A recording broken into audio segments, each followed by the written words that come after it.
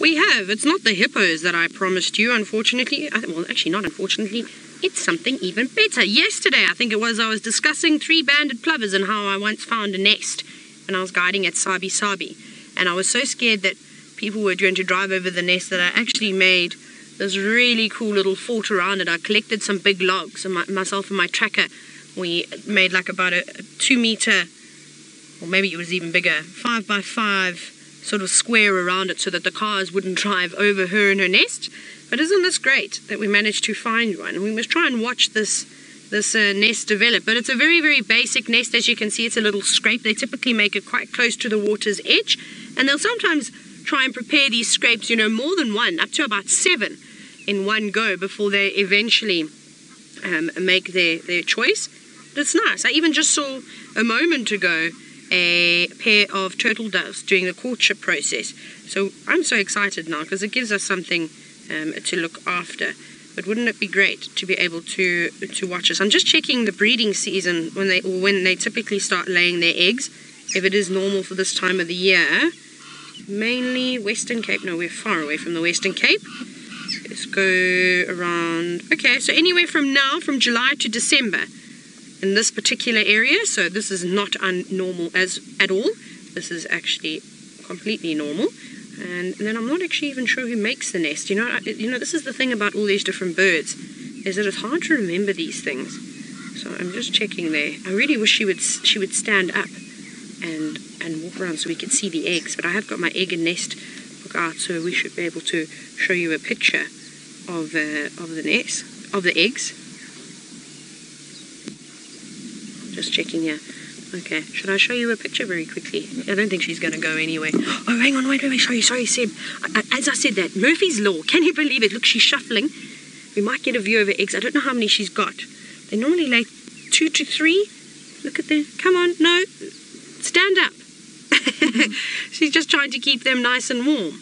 Shuffling about. Oh, that's a pity. But we'll come back here.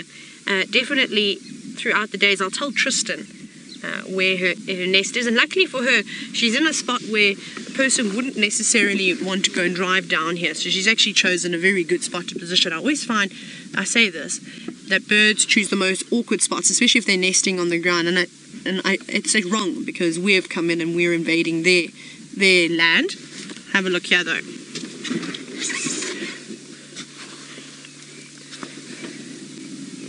There is a little egg, so almost grey and black in colour, completely camouflaged on the ground. So they don't make their nests around pebbles. They do prefer sort of sandy soils or a little bit of grass around there. And some birds prefer to have pebbles around, for instance like the Kitlet's plover, if you go up a little bit more. And we need to actually keep an eye out for them because we should see them up here too.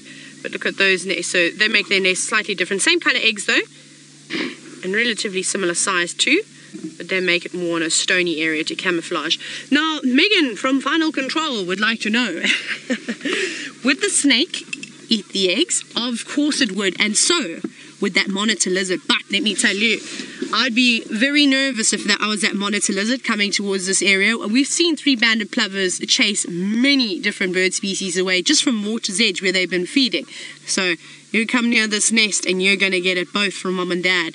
They will not stand for it. They'll mob it. They'll get so upset. They'll probably do something quite similar, of course, as we saw the blacksmith lapwing doing to the warthogs, opening its wings, trying to make themselves look scary, making lots and lots of noise. Of course, though, a water monitor could easily overpower those birds and could eat the eggs. But they would try and peck for their head as well, so it has to be careful that it doesn't get pecked in the eye. I just thought that was, oh, there we go. She's flown off.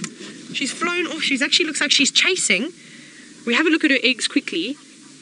Let's look at the eggs because she'll come back. It's difficult. You know what happened? Oh, when we try and spot them for you. There we go, Seb. Well done. Yeah, that's them. Is it? Do you see them though? Oh, we're not on the right spot. Come closer. There we go. There, that one. There are the eggs. Oh, yeah. Look at that. Just 2. That is so interesting. Now, the one that was sitting on the eggs now actually got up. There was another little plover that moved in, and she obviously wasn't very happy with it because she swarmed. She swooped on over there and she chased it away. But there are the 2 little eggs. They are tiny. They are so small. Well, how great is that? She obviously doesn't feel too threatened by us, because I don't think she would have got up and left her nest if she was worried about us. I mean, she didn't alarm, she didn't move, and we were fairly close. I didn't want to park this close to her, and we're obviously just driving on the track that's here, and then I stopped. But how great is that? Well, it's amazing.